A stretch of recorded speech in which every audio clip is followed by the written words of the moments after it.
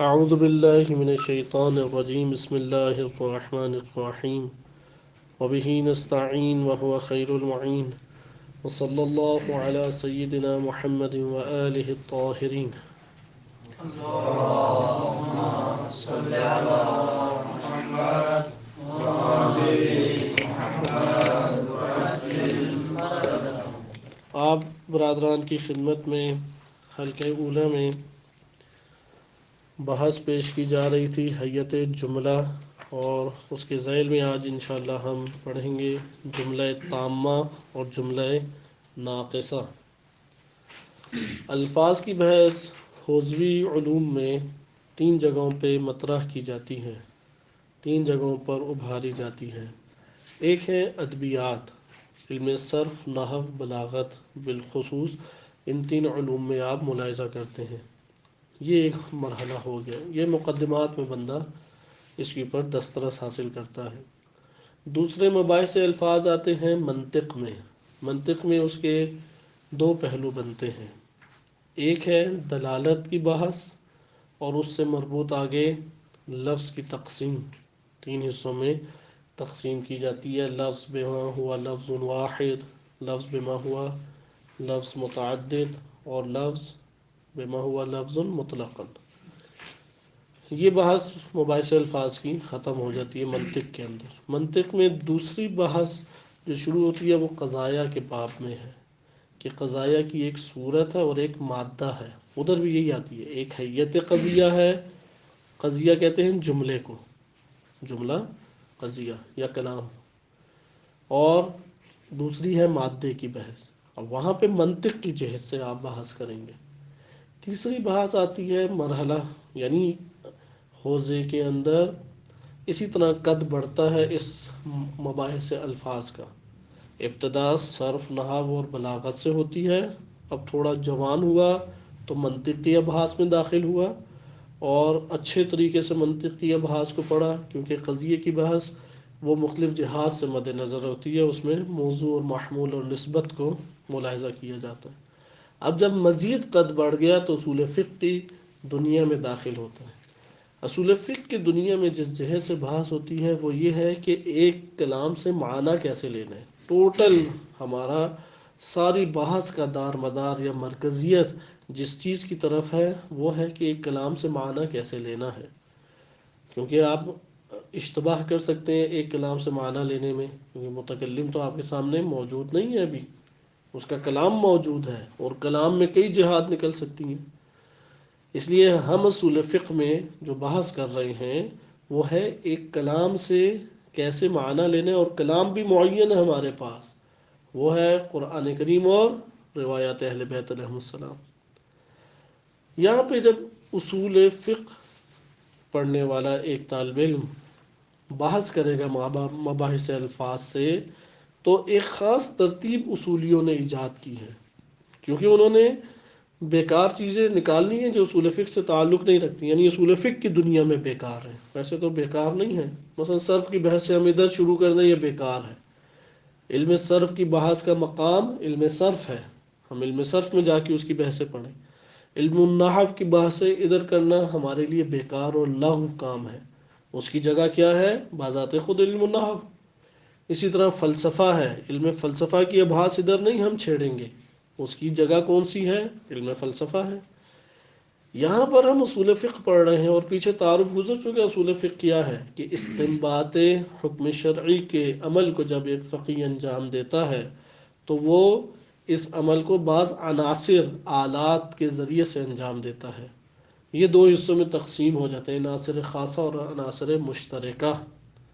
عناصر مشترکہ وہ ہوتے ہیں جو فقہ کے اول باب سے آخر باب تک استعمال ہونے کی صلاحیت رکھتے ہیں، اور اصول فقہ کا موضوع بھی یہی ہے شیخ صدر رحمۃ اللہ علیہ کی نگاہ میں۔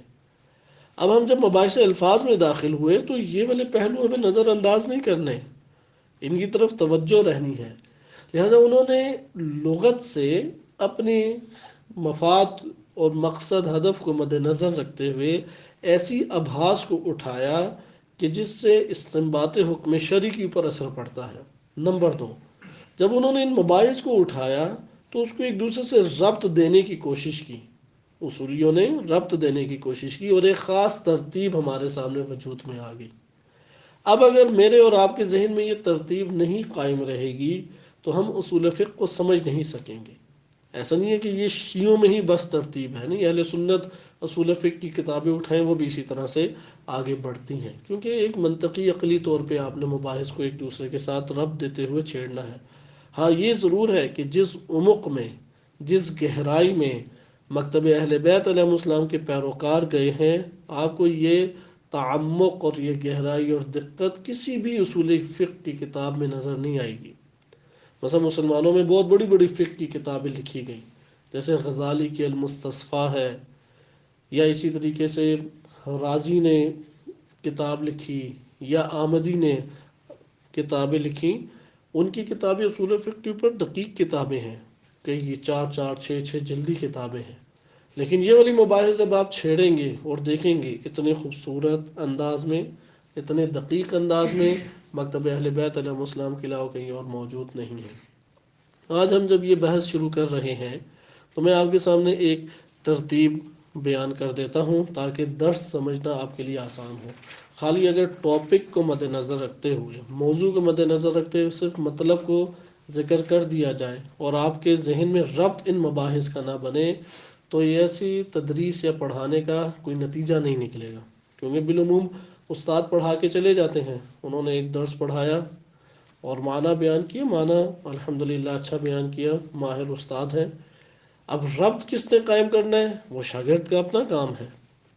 لہذا میں آپ کے سامنے اس لیے اس کا اشارہ بار بار کر رہا ہوں کہ یہ کام طالب علم کا ہی ہوتا ہے کہ اس نے سوچ سمجھ کے بار بار غور و فکر کر کے ایک بحث کو گزشتہ بحث سے ربط دینا ہے۔ استاد صرف ایک اشارہ کرتا ہے، کیونکہ ہر روز تو میں یہ والی تمہید آپ کے سامنے نہیں باندھ سکتا۔ بہرحال آپ لوگ اسے صحیح ذہن نشین کریں، اس لیے دوبارہ لغت کی میں آپ کے سامنے ایک تصویر کشی کرتا ہوں۔ یہ تصویر کشی آئندہ آنے والی کتابوں میں بھی آپ کو فائدہ دے گی اور اس سے آپ کے لیے مسائل ابھی حل ہو جائیں گے۔ لغت کا آغاز در حقیقت یہاں سے ہوا کہ انسان اگلے کو کچھ سمجھانا چاہتا ہے۔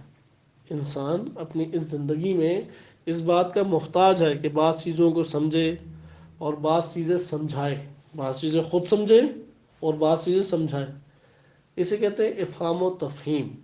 افہام و تفہیم کا سب سے بہترین طریقے سے جو نظام برپا ہوتا ہے وہ اللہ سبحانہ و تعالیٰ نے انسانی وجود میں رکھا ہے اور انسان لاشعوری طور پہ اس کو انجام دیتا ہے، اور وہ ہے کلام کرنا، گفتگو کرنا۔ اگرچہ 2 3 اور طریقے ہیں، لیکن سریع ترین اور بالکل صحیح ترین، سریع اور صحیح، یہ دونوں چیزیں برپا ہوتی ہیں گفتگو اور کلام کے ذریعے سے، جب آپ کسی کو ایک بات پہنچانا چاہتے ہیں یا اس سے آپ سمجھنا چاہتے ہیں۔ لہذا یہاں پر لغت ایجاد ہوگی، زبان، لغت بمعنی زبان ایجاد ہوئی، ایجاد کرنے والے نے، اب آئیں میرے ساتھ آپ خود ترتیب سے چلیں، کیونکہ یہ جو اصولی ہیں انہوں نے بھی کتابیں لکھی ہیں، سوچ سمجھ کے لکھی ہیں، یعنی غور و فکر کیا ہوگا۔ ہم بھی غور و فکر کرتے ہوئے چلیں تو آپ دیکھیں گے کہ ابھی آپ ادھر پڑھ نہیں رہے لیکن خود میرے ساتھ ساتھ آپ جوابات دے رہے ہیں۔ پھر آپ جب کتاب کی طرف آئیں گے آپ دیکھیں گے ہاں یہی سلسلہ ادھر موجود ہے، اس کا یہ مطلب ہے ہم نے صحیح سوچا ہے۔ صحیح۔ اب آپ خود تصور کریں، جب ایک لغت ایجاد ہو، پہلے معنی ایجاد ہوگا، معنی کا تصور کیا جائے گا، یا پہلے لفظ کا تصور کیا جائے گا؟ کیا کہتے ہیں؟ لفظ پہلے ہے یا معنی ہے؟ سوچیں، لفظ پہلے یا معنی ہے؟ معنی پہلے ہے، صحیح ہے، کیونکہ معنی آپ نے پہنچانا ہے نا۔ بس اس کا یہ مطلب ہوا کہ واضح یعنی ایجاد کرنے والا جب وضع کرے گا، جب وضع کرے گا تو پہلے کس کا تصور کرے گا؟ اس کے لیے تصور ہے، تصور اس نے 2 ہی کرنے ہیں، اس نے تصور 2 قسم کے ہی کرنے ہیں۔ ایک تصور ہے معنی کا، یہ مقدم ہے، معنی کا تصور، اور اس کے بعد اس معنی کو بیان کرنے کے لیے کس کا تصور کرے گا؟ لفظ کا تصور کرے گا، لفظ کا تصور۔ اب جب یہ معنی کا تصور کرے گا تو یہ انشاءاللہ ابھی آپ پڑھیں گے آگے، کہ ادھر حلقہ اولیٰ میں بیان نہیں ہوا، اس لیے میں بھی اس کو بھی آگے بیان نہیں کروں گا انشاءاللہ اگلے حلقات میں، کہ 4 صورتیں اس تصور کی بنتی ہیں عقلی طور پہ، ٹھیک ہے، یہ بعد میں دیکھیں گے۔ اور جب لفظ کا تصور کرے تو اس میں 2 صورتیں بنتی ہیں، ایک کو کہتے ہیں شخصی، تصور شخصی، اور تصور نوعی۔ تصور شخصی یہ ہوتا ہے بذات خود لفظ کا تصور کرنا، ٹھیک، لفظ کا مطلب ابھی آپ ذہن میں سوچتے ہیں، میں آپ کو کہتا ہوں پاکستان، تو ذہن میں فوراً کیا آتا ہے؟ یہ لفظ جیسے ہی ابھرا ایک ملک آ جائے گا نا۔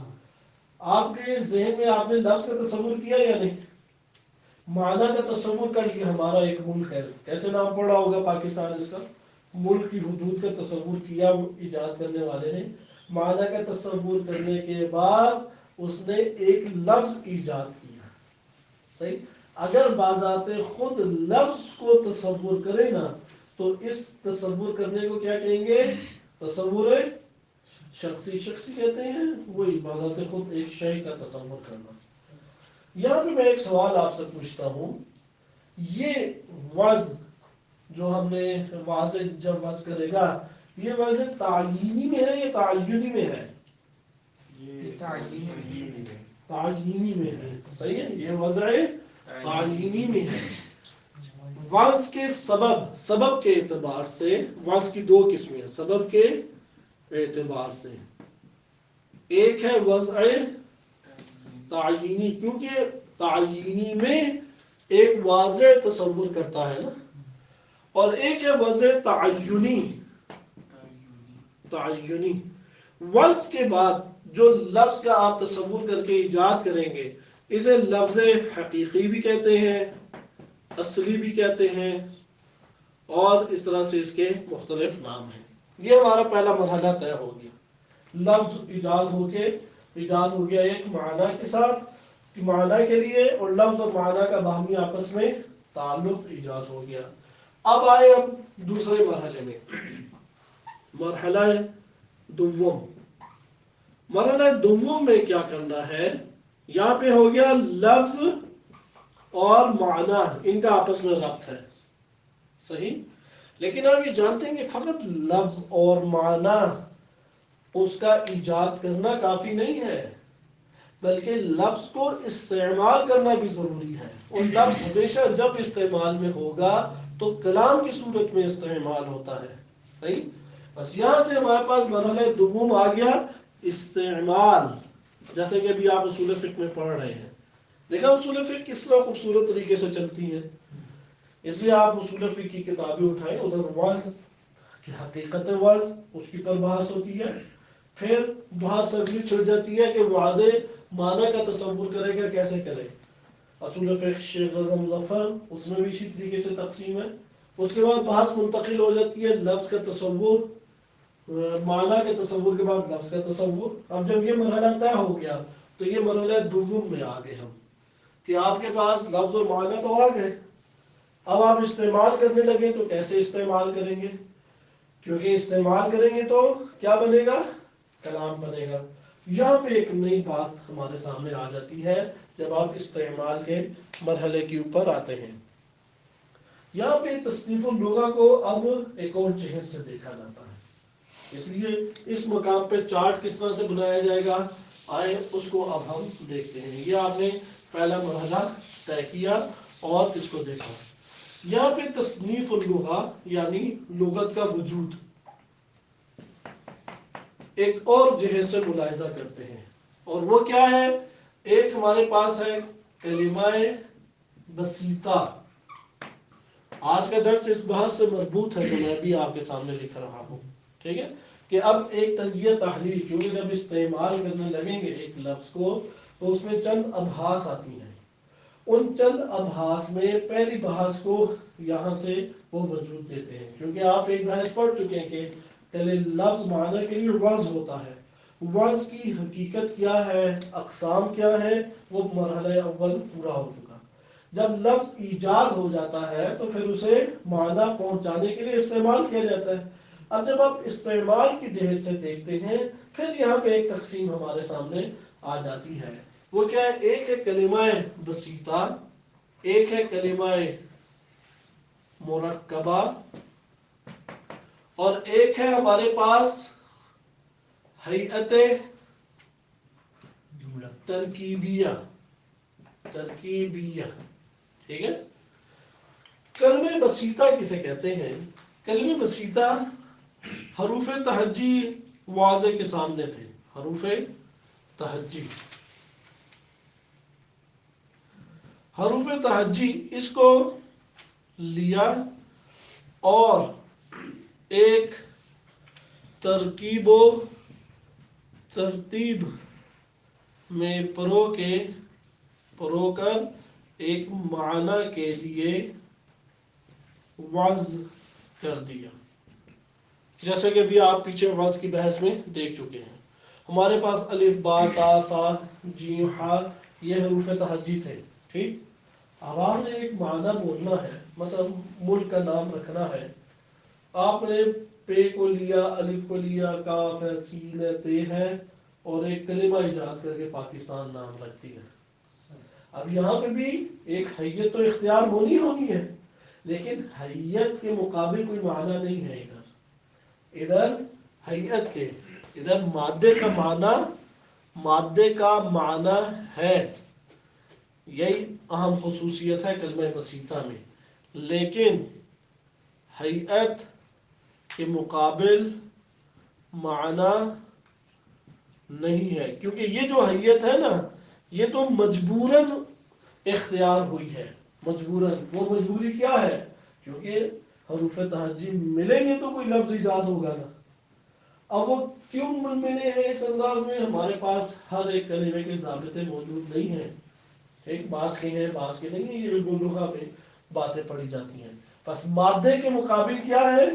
کلمہ بسیطہ میں حروف تہجی سے مل کے ایک لفظ بنتا ہے. ادھر مادے لفظ کے مقابلے میں معنی ہے، لیکن اس نے جو ظاہری ایک صورت اختیار کی اس کے مقابلے میں بھی معنی ہے حیت کے نہیں ہے. مثال کے طور پہ کتابتن فعالتن کے وزن پہ ہے یا نہیں؟ ادھر وزن کوئی معنی دے رہا ہے؟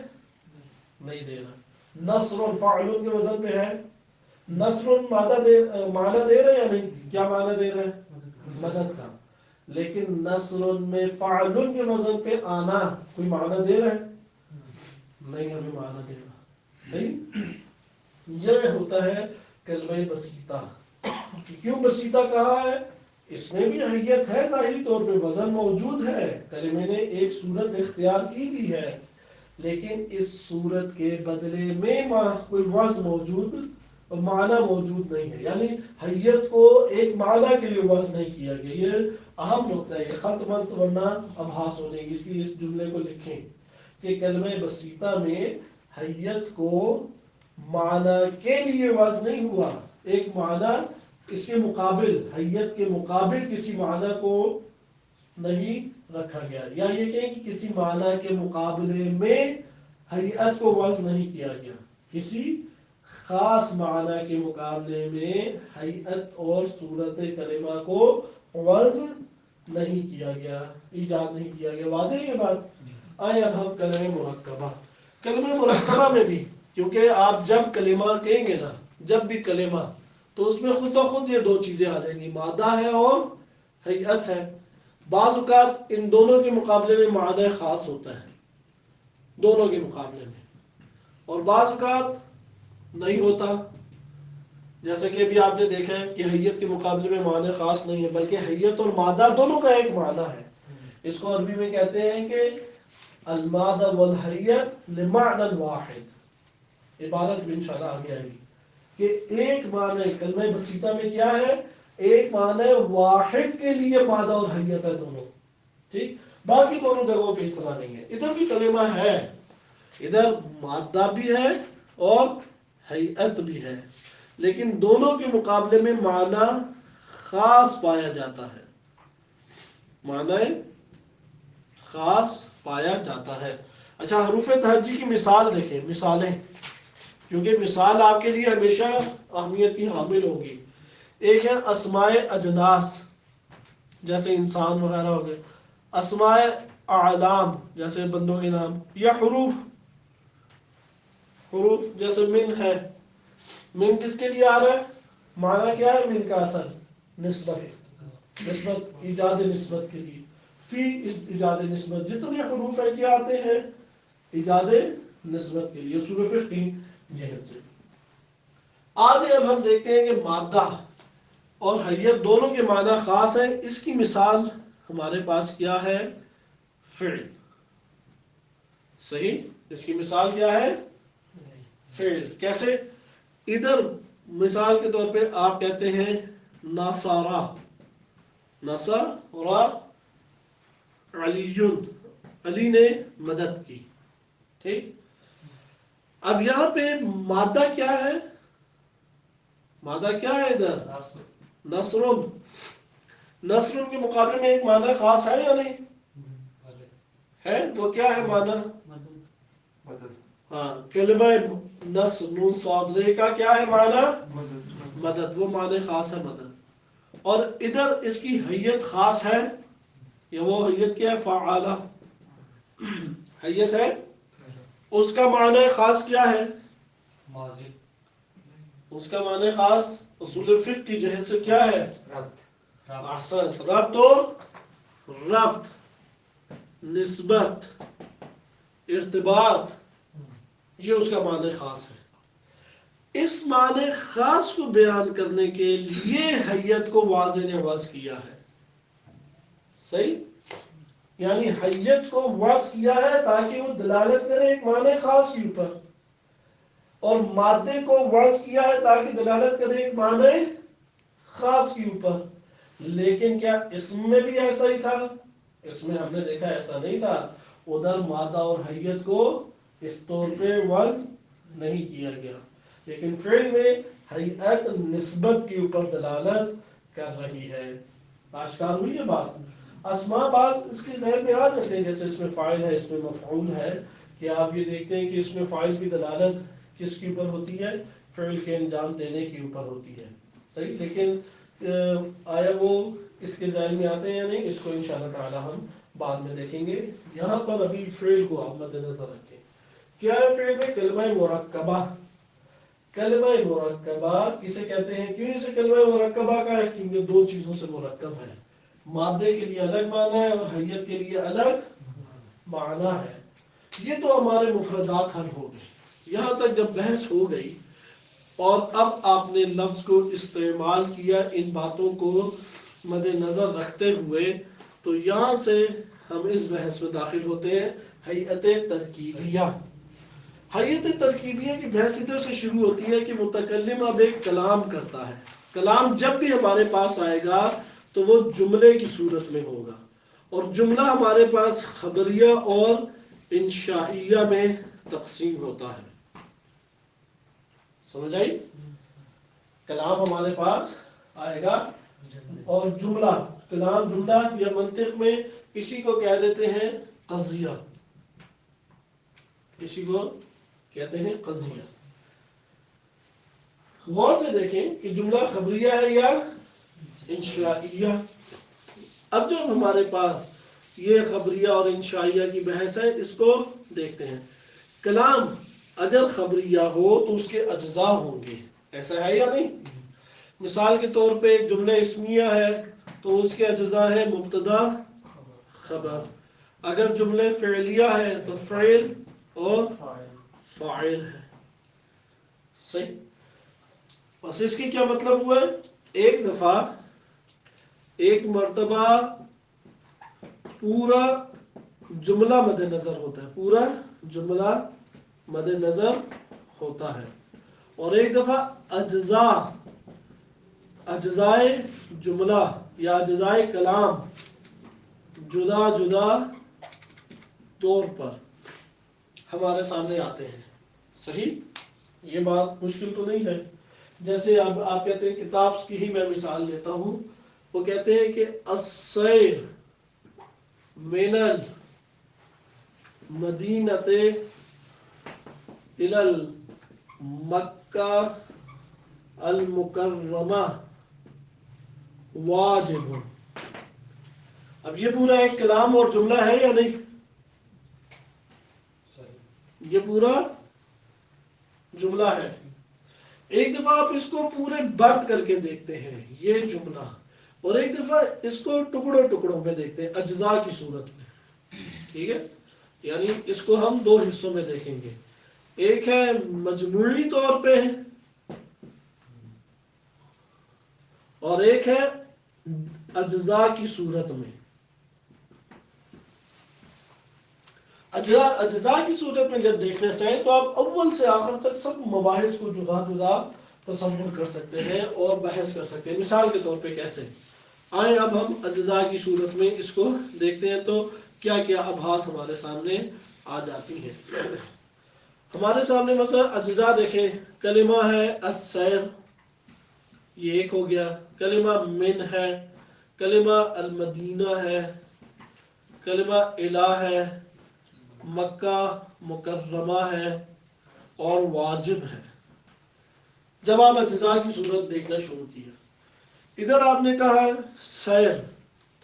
سیر اسم ہے کیونکہ معنی مستقل رکھتا ہے. من حرف ہے، کیوں؟ کیونکہ نسبت کے لیے آ رہا ہے، نسبت کے لیے. مدینہ اسم ہے، معنی مستقل رکھتا ہے. الہ حرف ہے کیونکہ نسبت جوڑ ہے، مکہ مکرمہ اور مدینہ کے درمیان ربط دے رہا ہے، نسبت دے رہا ہے. اچھا، مکہ مکرمہ یہاں پہ آ کے چند چیزیں ہیں. واجب یہ بھی اسم ہے، معنی مستقل موجود. جب مکہ مکرمہ میں پہنچے تو آپ نے کہا کہ یہاں پہ آپ نے مکہ مکرمہ کو دو حصوں میں الگ الگ کیوں نہیں لکھا؟ آپ کو تو یہ کہنا چاہیے تھا ایک کلمہ ہے مکہ اور ایک ہے مکرمہ. اسے آپ نے کیوں الگ الگ لکھنا چاہیے تھا؟ آپ نے تو اسے ایک کر کے لکھ دیا. یہاں پہ وہ یہ کہتے ہیں کہ اس کا یہ مطلب ہے بعض اوقات دو کلموں کو آپس میں جوڑ دیا جاتا ہے اور جوڑ کر ایک معنی مراد لیا جاتا ہے. صحیح ہے؟ اگر ان دو کلموں کو جدا جدا کر دیں، دونوں کے الگ الگ معنی ہیں. لیکن اگر ان دو کلموں کو جوڑ دیں اور جوڑ کے ایک معنی واحد پہ دلالت کرنا چاہیں تو ہو سکتا ہے. اب مکہ مکرمہ، مکرمہ کہتے ہیں جس کی بہت تکریم کی گئی ہو. مکہ، ایک مکہ مکرمہ کو جوڑ کے ہم نے ایک شہر کا نام رکھ دیا یا نہیں؟ اب ظاہراً دو الگ الگ کلمات ہیں لیکن دونوں کو اس طرح سے آپس میں ترکیب ہم نے دے دی کہ وہ ترکیب جیسے ہی ایجاد ہوئی تو اس کی ایک معنی دلالت شروع ہو گئی. یہاں پہ اس ترکیب، ان کے درمیان جو ربط ہے اس کا نام انہوں نے رکھ دیا ترکیب اندماجی. اندماج کہتے ہیں مرکب کرنا، جوڑنا، ملا دینا. صحیح؟ ترکیب اندماجی یعنی ایک کو دوسرے سے اس طرح سے جوڑ دیا کہ ان سے ایک معنی مراد لے. اب الگ الگ دو معنی مراد نہیں لے رہے. ٹھیک ہے؟ ترکیب اندماجی ہے ان میں. اس ترکیب اندماجی اس نے آ کے ایک معنی ہمارے سامنے رکھ دیا. یہاں پر کوئی ایسا لفظ ہے یا کوئی شے ہے کہ جو اس ترکیب اندماجی پہ دلالت کر رہی ہو؟ ہے کوئی ایسی چیز؟ یا ادھر آ جائیں. اب آپ مجبوری طور پہ ادھر سیر کا اپنا معنی مراد لیا نا ہم نے، من کا اپنا، مدینہ اور ان سب کا اپنا اپنا. اس کا یہ مطلب ہے کہ مجموعی طور پہ دیکھیں تو یہ کلمات آپس میں اس طرح سے نہیں جڑے کہ اپنا معنی ترک کر کے ایک معنی پہ دلالت شروع کر دیں. اس لیے پھر ہم کیا کہیں گے کہ ادھر ترکیبیں غیر اندماجی پائی جاتی ہیں. ترکیبیں غیر، کیوں ترکیب غیر اندماجی؟ کیونکہ یہاں پہ یہ نہیں ہوا کہ سیر نے اپنا معنی چھوڑ کے، من نے اپنا معنی چھوڑ کے، یہ مل کے کلمات مل کے ایک معنی پہ دلالت شروع کرتے، نہیں، سیر کی اپنے معنی پہ دلالت ہو رہی ہے۔ من اپنا وظیفہ انجام دے رہا ہے کہ وہ کلمہ اس سیر کو جوڑ رہا ہے مدینہ کے ساتھ، ربط دے رہا ہے۔ الہ اپنا معنی ادا کر رہا ہے کہ مکہ اور مدینہ کے درمیان ربط پیدا کر رہا ہے۔ اس کا مطلب ہے ہر لفظ اپنے اپنے معنی پہ دلالت کر رہا ہے، لیکن مجموعی طور پہ ایک نسبت کے اوپر دلالت موجود ہے۔ اگر ترکیب غیر اندماجی پائی جائے تو یہ ہوتا ہے جملہ تامہ، اور اگر ترکیب اندماجی پائی جائے تو یہ کیا ہوتا ہے؟ جملہ ناقصہ۔ ابھی میں اس کی طرف آ رہا ہوں کہ کس طرح دلالت ہوتی ہے۔ نہیں، یہ آپ نے جو کہا کہ لفظ کوئی ایسی شے ہے جو اندماجی، ان کا معنی کو اندماجی طور پہ دے رہی ہو، یہاں پہ جب اندماجی، نہیں، میں نے وہ یہ بات کی ہے کہ آیا اس ترکیب اندماجی کے اوپر کوئی ایسی چیز ہے جو دلالت کرے، ہمیں بتائے، صحیح؟ تو اس کی طرف ابھی آ رہے ہیں۔ یہاں پہ آپ نے یہ دیکھا کہ آپ کو کلام، جب آپ کلام کے مرحلے میں پہنچیں گے تو اسے دو حصوں میں تقسیم کر دیں گے، جملہ یا تامہ ہے یا ناقصہ ہے۔ البتہ ناقصہ ہم نے کیوں لیا اس میں سے؟ کیونکہ ترکیب دونوں میں پائی جا رہی ہے، کیونکہ کلمہ بسیط سے کلمہ مرکب بنا، کلمات مرکبہ سے مزید ترکیب وجود میں آئی، تب کلام بنتا ہے نا۔ تو یہاں پر ہم وہ مفردات والے معنی کو مد نظر نہیں رکھتے، اس سے بحث ہماری ختم ہو گئی۔ ترکیب جب پائی جاتی ہے ایک ناقصہ میں، ناقصہ کی مثالیں ہمارے پاس معین ہیں، وہ ہے صفت موصوف، مضاف مضاف الیہ، اور مرکب مزجی۔ یہ نحو کے اعتبار سے لکھ رہا ہوں، مرکب مزجی، مرکب اسنادی، پورا جملہ کسی کا نام پڑ جائے جیسے، صحیح؟ تعبد شرہ، یا نرجس اگر ہم مان لیں کہ یہ رجسا سے بالفرض اگر مان لیں کہ 14واں صیغہ مضارع کا نرجسو، یا یزیدو، یزید زیادہ، یزیدو سے فعل مضارع کا پہلا صیغہ ہے، اب پورا جملہ نا، لیکن نام کسی کا پڑ گیا، یہاں پہ مرکب اسناد، یہ سارے کے سارے جملے ناقصہ کہلائیں گے۔ جملے ناقصہ میں کیا ہوتا ہے، آئے اب ہم اپنی بحث کو پیچھے سے تھوڑا رفت دے دیں۔ آپ کو یہ پتہ لگ گیا جملے ناقصہ میں کون سی نسبت ہوتی ہے، ترکیب ہوتی ہے؟ ترکیب اندماجی۔ کیا مطلب ہے ترکیب اندماجی کا؟ دو کلمات کو آپس میں جوڑ کے اس طرح سے ایک دوسرے کے ساتھ مندمج کیا، منظم کیا، اس طرح سے ایک دوسرے کو جوڑا کہ ایک اپنے معنی کو ترک کر کے، یعنی دونوں ایک معنی پہ دلالت شروع کریں، ترک کی بات سنیں، دونوں ایک معنی واحد کے اوپر دلالت کر رہے ہیں۔ اور غیر اندماجی میں ایک معنی نہیں ہے، ادھر ہر لفظ کا اپنا معنی ہے، ہر لفظ اپنا معنی الگ الگ دے رہا ہے۔ غیر اندماجی جملہ ناقصہ میں اندماجی ہوتی ہے ترکیب یا غیر اندماجی؟ اندماجی ترکیب ہوتی ہے، توجہ اس طرف رکھیں۔ اور جملہ تامہ میں غیر اندماجی۔ یہاں پہ آئیں دوبارہ اسی چارٹ کی طرف کہ آپ نے دیکھا حیت ترکیبیہ، حیت ترکیبیہ سے کیا مراد ہے؟ حیت ترکیبیہ سے مراد یہ ہے کہ یہاں پر بھی واضح نے حیت کے لیے حیت یہ دلالت کر رہی ہے ایک معنی خاص کے اوپر، مادہ نہیں پایا جاتا، ادھر مادہ نہیں پایا جاتا، حیت کو وضع کیا ہے، واضح نے حیت کو ایجاد کیا ہے، وضع کیا، یہ بہت اہم نکتہ ہے۔ واضع نے، ایجاد کرنے والے نے حیت کو وجود دیا ہے، ایجاد کیا ہے، کس کام کے لیے؟ معنی خاص کے لیے، صحیح ہے؟ جیسے ادھر معنی خاص تھا فعل میں، وہ معنی خاص کیا ہے کہ حیت جس کو بیان کر رہی ہے، وہ معنی خاص ہے ربط، ایجاد نسبت۔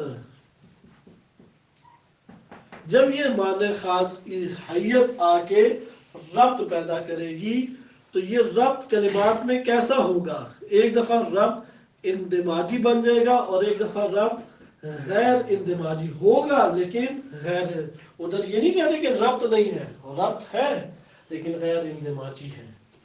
صحیح؟ یعنی حیت آ کے ربط ایجاد کر رہی ہے لیکن غیر اندماجی کر رہی ہے، حیت آ کے ربط ایجاد کر رہی ہے لیکن اندماجی ربط ایجاد کر رہی ہے. تعلق جڑا یا نہیں آپ کے ذہن میں؟ یعنی ادھر ہمارے پاس کلمہ بسیط سے ہم چلے تھے، کلمہ بسیط سے کلمہ مرکبہ پہ پہنچے کہ کلمہ مرکبہ میں مادے کے مقابل معنی خاص ہے، حیت کے مقابل معنی خاص ہے. وہ معنی خاص کیا؟ ربط. کس میں ربط؟ مادے کا ربط فاعل سے جوڑنا. صحیح ہے؟ اصول فقہ میں فعل کیا کام کرتا ہے؟ فعل کا وزن یا حیت مادے فعل کو کس سے جوڑ دیتا ہے؟ فاعل کے ساتھ جوڑ دیتا ہے. صحیح؟ ربط ایجاد ہوا یا نہیں؟ اچھا اب آ جاتے ہیں حیت ترکیبیہ. حیت ترکیبی انہوں نے کیوں کہا؟ کیونکہ ادھر مادہ نہیں پایا جاتا، مادہ مفقود ہے. جیسے کلمہ بسیطہ میں حیت ظاہراً موجود ہے، معنی کے اعتبار سے مفقود ہے، معنی نہیں ہے اس کا کوئی. ادھر مادہ نہیں ہے کہ اس کا معنی ہو کوئی خاص، فقط حیت ہے. حیت کو ایجاد کیا گیا باقاعدہ، واضح نے خود تصور کیا ہے، ایجاد کیا ہے. کس کے لیے ایجاد کیا ہے؟ ایک خاص معنی کے لیے. وہ خاص معنی کیا ہے؟ وہ خاص معنی ہے ربط، وہ خاص معنی ہے نسبت، وہ خاص معنی ہے ارتباط. صاحب جب اس میں معنی نہیں پایا جاتا، کس میں؟ حیت میں.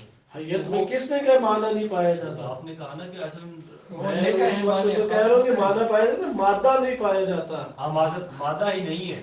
ہاں ٹھیک ہے، تو کس کے ساتھ حیت خاص ربط دے گی؟ بس یہی آپ سے کہہ رہا نا، مادہ اور حیت دو الگ چیزیں ہیں یا نہیں؟ جی ہے. صحیح. حیت کا جو حیت ہوتی ہے، بعض اوقات ایک لفظ حیت کے اوپر اشارہ کر رہا ہوتا ہے، بعض اوقات لفظ نہیں ہوتا عربی زبان میں. صحیح. ٹھیک ہے، صحیح. لیکن اس کی شکل و صورت سے وہ حیت ہمارے سامنے آ رہی ہے. یہ تو میں آپ کے سامنے بیان کر رہا ہوں کہ اب آپ جملہ اسمیہ لاتے ہیں. جملہ اسمیہ وہ کیسے زید قائم میں معنی دے دیتا ہے؟ صحیح.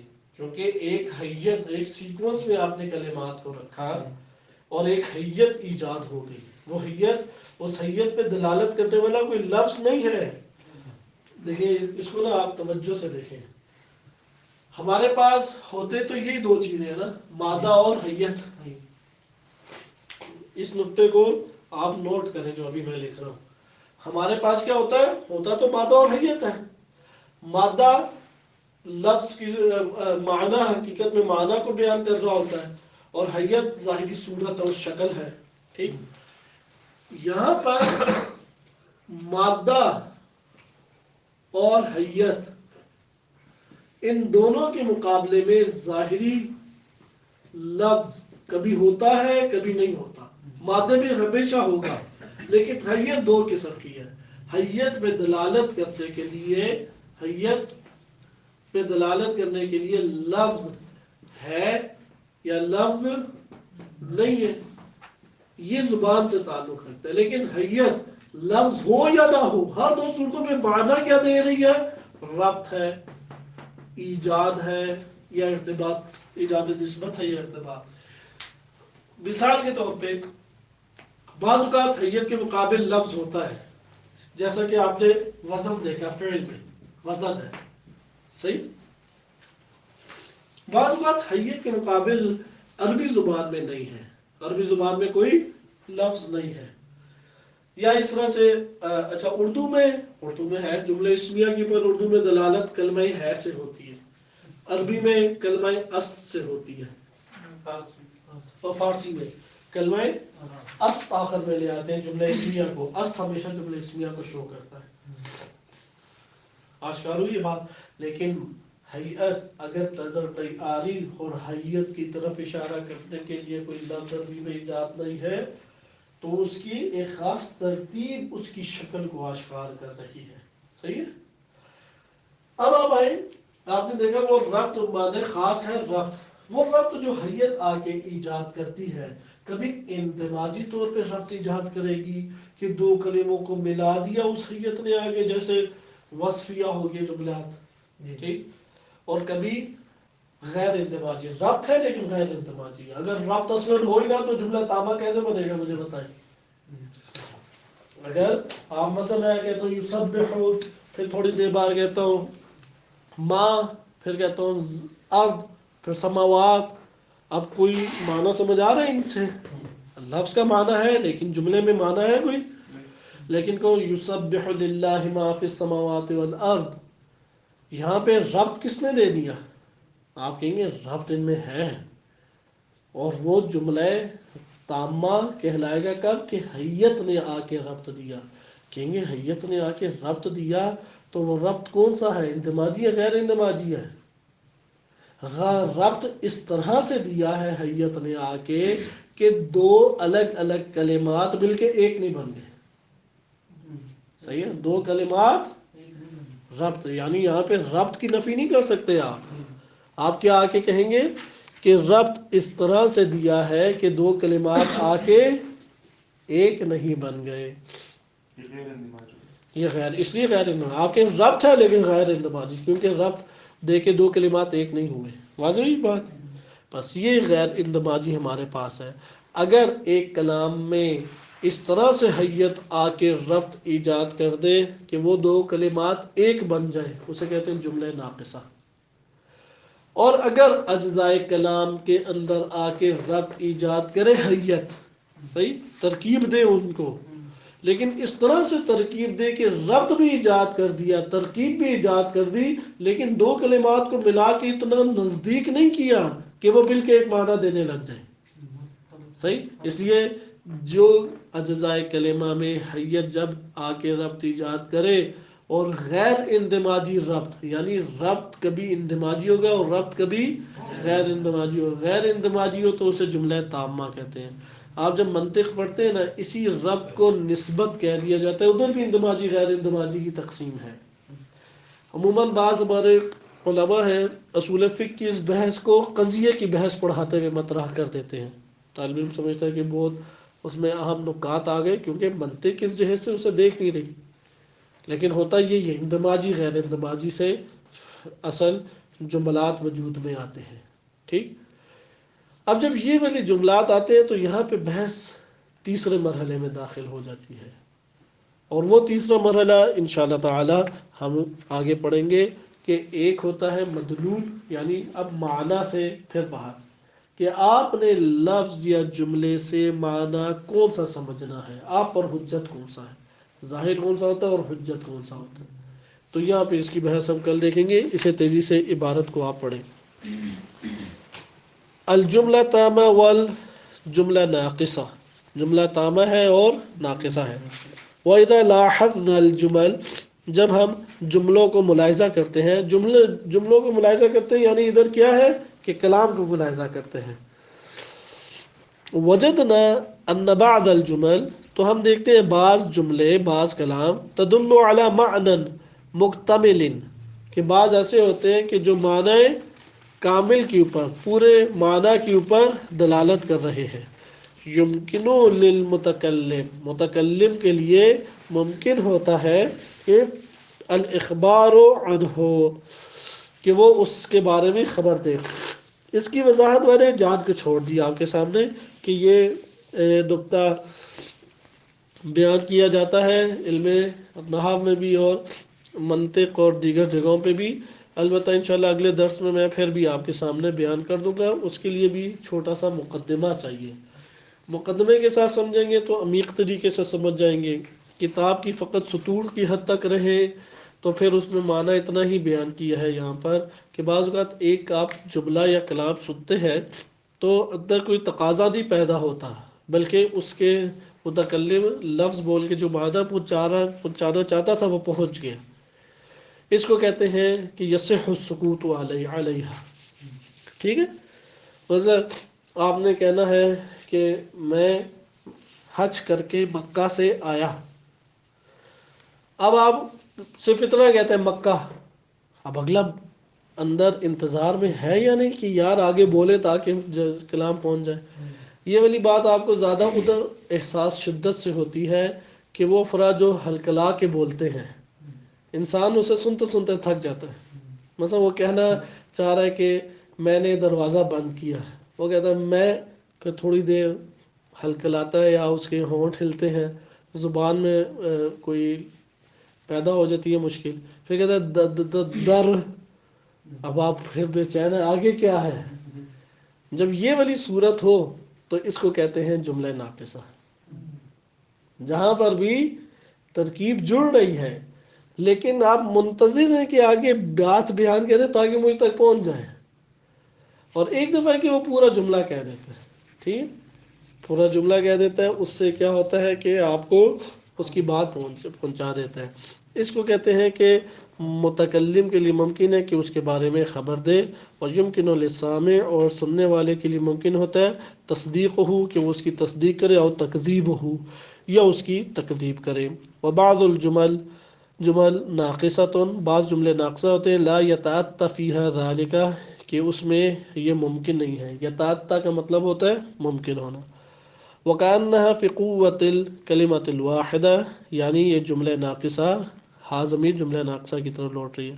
یہ ناقص جملات قوت کے اعتبار سے ایک مفرد کلمے کی مانند ہوتے ہیں، کلمہ واحدہ ایک کلمے کے برابر یا اس کی طرح ہوتے ہیں. فَحِينَمَنْ تقول، جب آپ یہ کہتے ہیں المفید العالم، کہ مفید عالم، تبقى ننتظر، نبقى ننتظر، تو ہم دیکھتے ہیں کہ ہمارے وجود میں انتظار پایا جاتا ہے یہ پوری اپنی بات کرے. کما لو قلت، بس آپ کہتے ہیں المفید وسکت علی ذالک، پھر اس کے بعد آپ چپ ہو جاتے ہیں، تو اب اگلا انتظار کرے گا نا کہ کیا بات ہے، وہ کیا کہنا چاہ رہا ہے.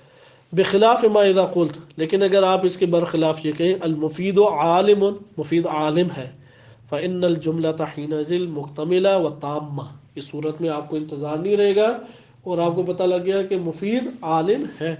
غلام الزیدی میں اس کو پھر ناقصہ نہیں ہے. ناقصہ کیوں؟ غلام زید کا غلام، اب کیا جی صحیح. منتظر رہیں گے یا نہیں؟ جی.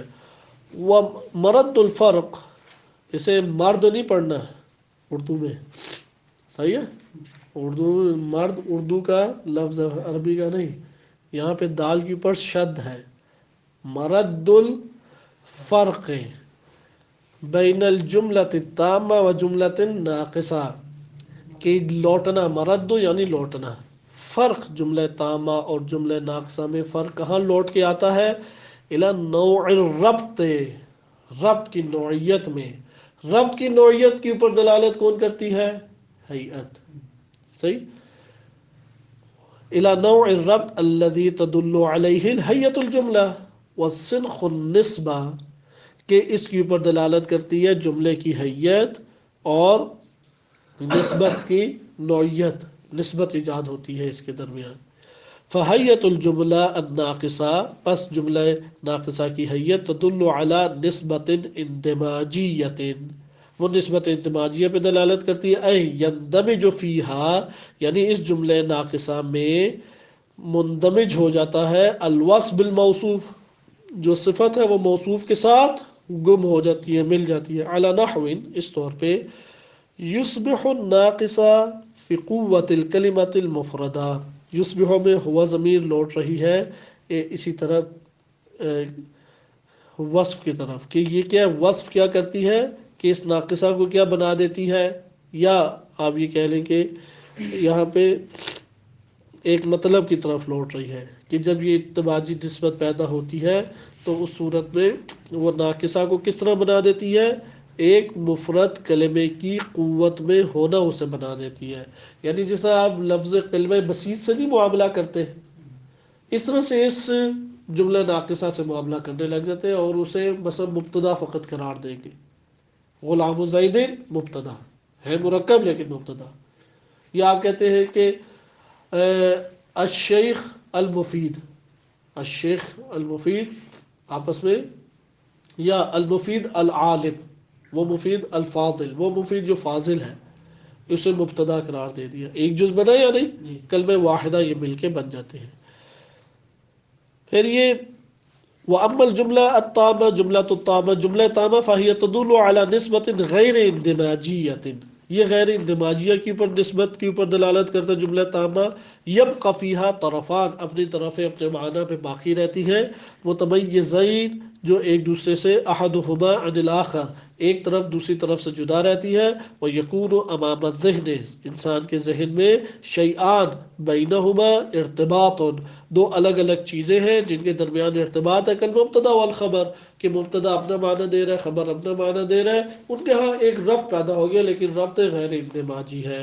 وتشتمل الجملۃ الواحدہ ایک جملہ واحدہ یہ علی نسب اندماجیہ و غیر اندماجیہ نسبت اندماجیہ اور غیر اندماجیہ دونوں کے اوپر دلالت کرتا ہے، کما فی قولنا جیسے ہم یہ کہتے ہیں المفید العالم مدرس، وہ مفید جو عالم فاضل ہے وہ ٹیچر ہے مدرس ہے۔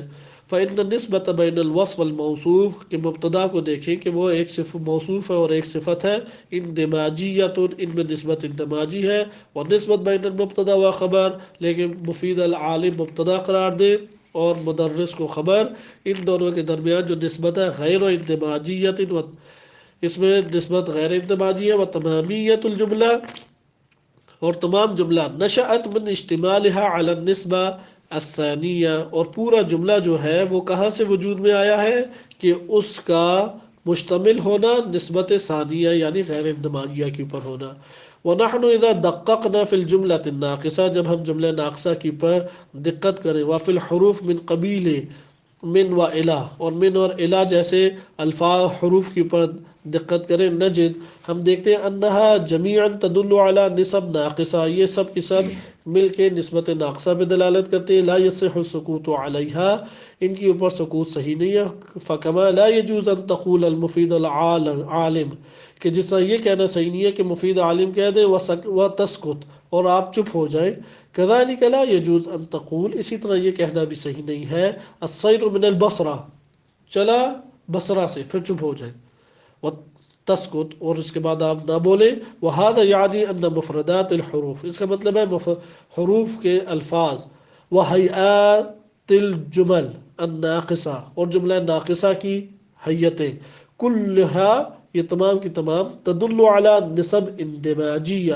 یہ نسبت اندماجی کی پر دلالت کرتے ہیں، خلافا لحیت الجملہ التامہ برخلاف جملہ تامہ کی حیت کہ فإن مدلولها نسبت غیر اندماجیت کہ اس کا مدلول اس کا معنی ایک ایسی نسبت ہے جو غیر اندماجی ہے، سواء کیا ہے جملہ فعلیہ و اسمیہ فرق نہیں پڑتا کہ وہ جملہ تامہ فعلیہ ہو یا اسمیہ ہو۔ وصلی اللہ علی سیدنا محمد وآلہ الطاہرین۔